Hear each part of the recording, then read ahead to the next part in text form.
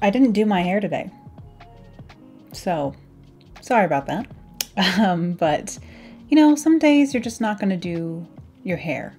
That's just how it is. And today is one of the days when I'm not going to do it. So here we are.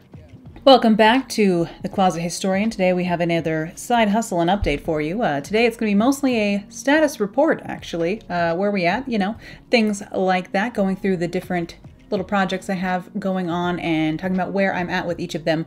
These are kind of like almost journal entries or like logs for myself, almost really. Hopefully, you know, one day when I'm extremely successful, I'll be able to look back on these and it'll be really cute, you know? That's the that's the idea. That makes me sound like an extreme narcissist, which is actually the first thing I want to get into today. Before we begin today, a disclaimer for the potential haters out there. Obviously, in these side hustling videos, I'm talking about how I'm trying to build a brand for myself, out of myself, you know, out of the ether here, trying to become an influencer, a content creator professionally. So I feel like I need to acknowledge that, I guess, and be like, yes, maybe that makes me like really self-important and narcissistic and gross. But if that's the case, I just want to acknowledge that, yes, you are correct. I understand. And, you know, we're just going to move on, though, because that being said, I feel like most people on this website are, you know, you can say that about them at least a little bit. So it's kind of a given, I suppose. If you're spending a lot of time on your content and you are trying to make the best content you can, you probably are passionate about it, but you probably are also trying to make a career out of it. I have both of those things going, so you understand, right? I think art for art's sake and loving what you do and being passionate and wanting to help people, all the good reasons that people make things, can coexist with wanting to make money and like support yourself and like pay for your own healthcare bills and things like that. I think both of those things can coexist, but I am, you know, one of those entitled, greedy millennials, so you can't be that surprised now, can you?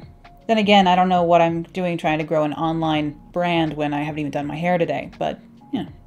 Today on Side Hustlin', a status report. So let's start with a status report on the blog. I try to post 3 times a week. I have not been able to devote the kind of time to the blog that I would like to in a really long time. The numbers are nowhere near where they would need to be to make putting more time into the blog make sense. Blogs in general are not the business opportunities they once were, and vintage blogs even less so because the potential audience is so much smaller. All logic and number crunching says to just stop blogging. That would be to make the most sense based on the fact that like the potential for growth, while I could have viewers, the potential for earnings is not really there.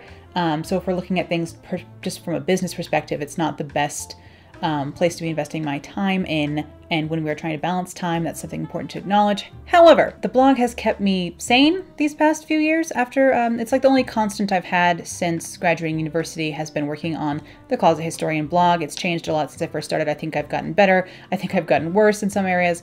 So it's like but it's been a constant. I have never quit doing the blog. So for me, there's a sense of like pride in that project, an ongoing project that I have kept up with and never really gone on a super long hiatus or anything like that. It's something that I've constantly working on, and therefore I have a bit of pride in that, maybe too much to just give up doing it altogether, even if it isn't profitable or helping me in any really perceivable way. Because right now with the blog, I would like to be doing like 5 posts a week.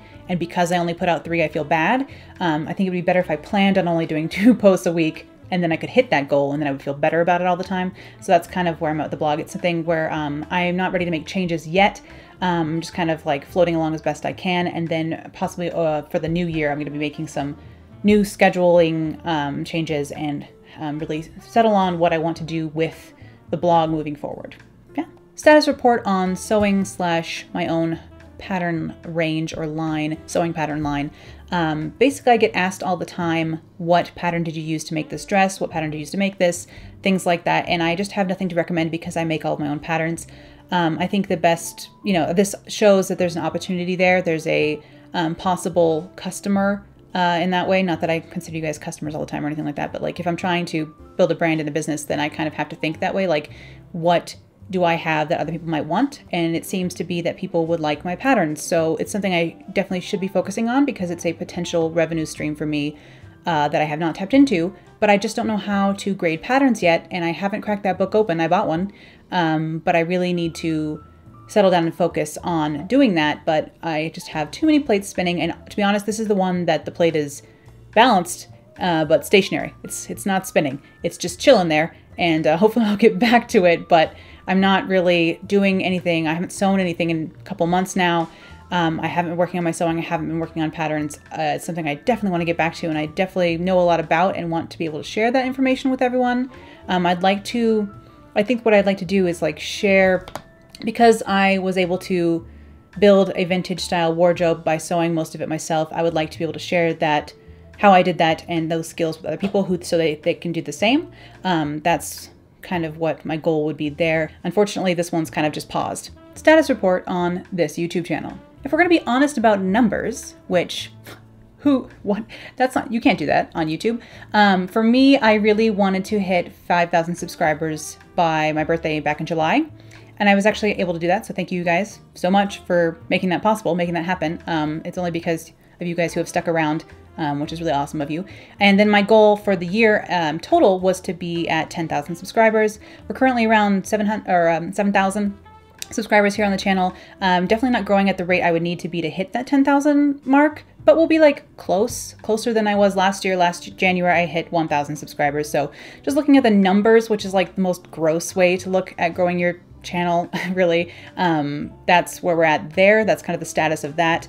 But in general, I would like to make more than one video a week. I usually try and get at least one video a week, but sometimes I even fail to do that. There are definitely weeks where it just doesn't happen because of all the other things I have going on and just how much time it takes to both record and edit a video.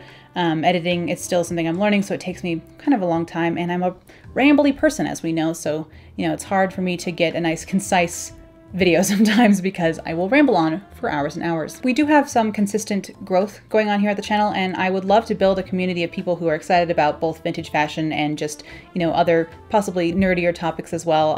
There's other things I'd like to talk about, maybe film or writing or just building an online brand, blogging, things like that, obviously. So I would like to expand to talk about other things. It bums me out when like maybe all I, get up is a haul.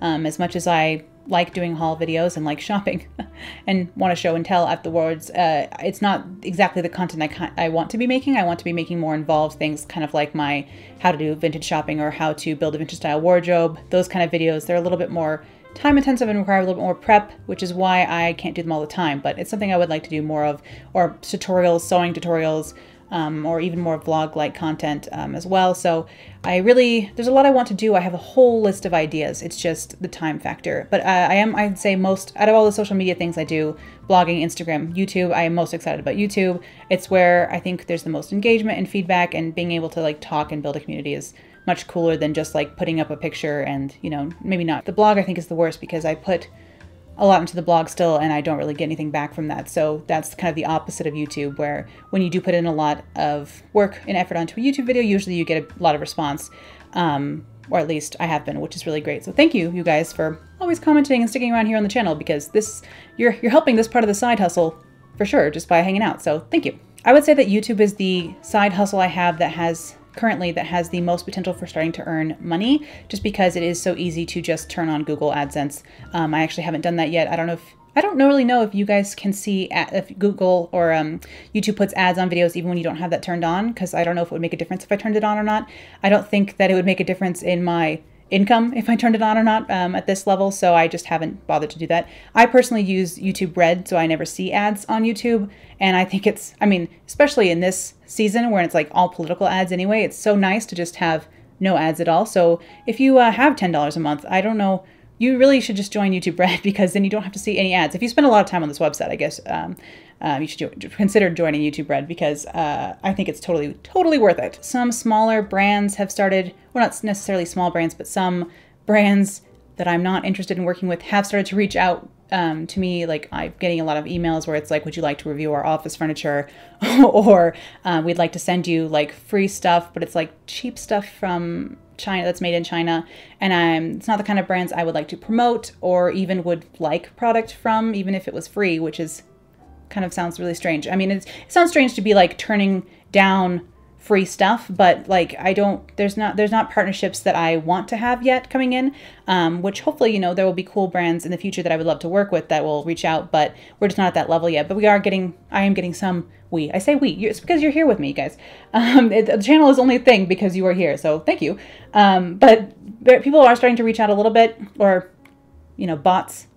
Some of these emails you would think that aren't written by a person, but, you know, offering me a free salt lamp, things like that every once in a while. So hopefully that will progress into something that we can, you know, work with. But right now it's not really there. A couple of really concrete goals I have for YouTube are to CC all my videos, make a plan so that that is something that I can do, like whether I'm doing like one video a day for however many days it takes, just have a goal, you know, to do it every night, CC one of the videos. It's something that I really feel bad about having not done.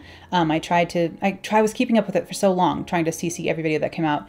But now I'm just kind of behind. So I want to go through and make sure I caption all the videos. That's a really concrete goal I have for the channel. And then also just trying to get up to 2 videos a week, trying to figure out how to schedule that into my current life and other side hustling projects. Of course, if I can take some time away from something else, like maybe the blog, I can possibly put that into YouTube. So that's kind of where the more concrete goals of that situation are right now. And then of course that 10,000 subscriber probably doesn't really mean anything anymore, because subscribers are kind of like on YouTube anymore, but I would still like to reach 10,000 subscribers by the new year, but we'll see how it goes.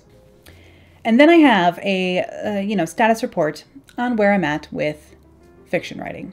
So we have like the status sincerus, which is what I'm calling this, you know, Latin, which is like what the, you know, the truth of my status with writing is, that I'm completely dependent on it, consumed by it, and it's essential for my happiness, it seems. And then the status, you know, presently, the present, or however you would say this in Latin, status is that I have finished writing a book.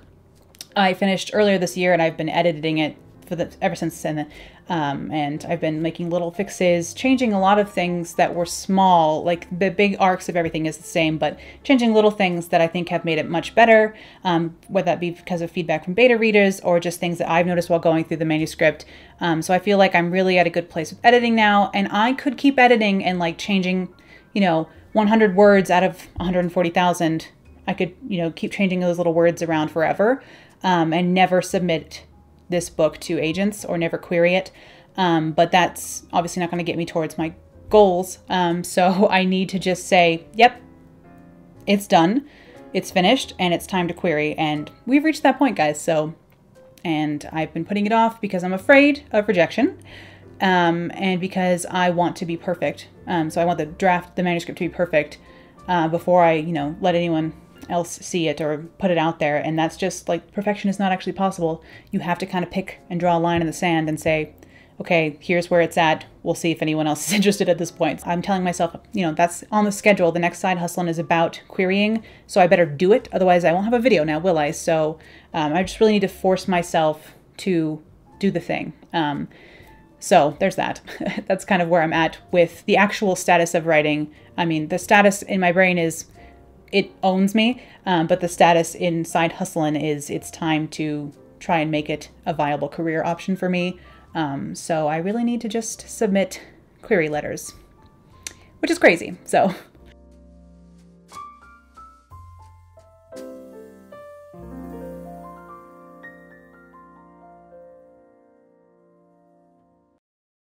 All things considered, including the self-important disclaimer at the start of this video, I actually do write for the sheer love of it. I don't have a choice. I don't get to choose to write anymore. Either I work on editing and writing, or my mental health takes a serious downswing. When I try to take a break and try and get other work done, or even just try to step away for a fresher perspective when it comes back time to edit again, and I just start to lose hope. The act of editing, the act of writing keeps me hopeful. Storm clouds gather in my mind when I go days away from the desk. But it sure would be nice if it turned out anyone else enjoyed the stories I pour my everything into for hours, days at a time. I'm a slave to the page, so of course part of me hopes someone else will read them and have a good time. The biggest lesson I have learned this year is to never ignore writing again. Never believe that anything else comes first before it in line. This is the plate that must not stop spinning. This is the one passion to rule them all. And I am so entirely lucky to have found it, entirely too lucky to ever ignore what my heart wants again. And maybe this is the one side hustle that never helps pay off my stupid student loans, or takes off the way I dream it could, or brings home the bacon I am seriously craving, but for once that is just fine. Asking for the one thing that makes you feel most alive to also allow you to live might just be asking too much. I am happy if it can just make me happy. But it would be great if it could make somebody else out there happy too. And not just for the $24.99 or whatever hardback release sells for these days, but because imagine being so seen that someone loves the story you wrote. God damn, that would be something. I'm going to keep going just for the chance at it. And because apparently I don't get to decide anymore, write or be sad, I'm going to choose to write actually, thanks. So if you need me, well, I'll be at my desk.